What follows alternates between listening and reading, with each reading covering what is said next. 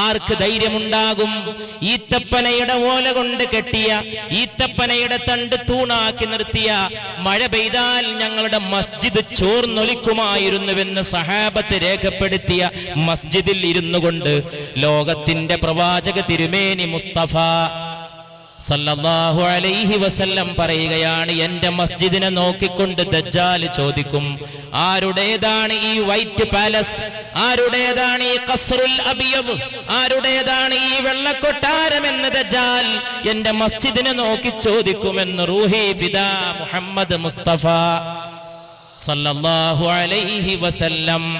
കൊല്ലങ്ങൾ കഴിഞ്ഞാൽ തന്റെ മസ്ജിദ് ഒരു കൊട്ടാരമായി മാറുമെന്ന്, അതിന്റെ നിർമ്മാണത്തിന് ലക്ഷോപലക്ഷം ഡോളർ ചെലവഴിക്കപ്പെടുമെന്ന്, അതിന് AC നിർവഹിക്കപ്പെടാൻ കിലോമീറ്ററുകൾക്കപ്പുറത്ത് എയർ കണ്ടീഷൻ പ്ലാന്റ് നിർമ്മിക്കപ്പെടുമെന്ന്, അതിനകത്തൊരൊന്നാന്തരം ഗ്രന്ഥശാല പ്രവർത്തനം ആരംഭിക്കുമെന്ന്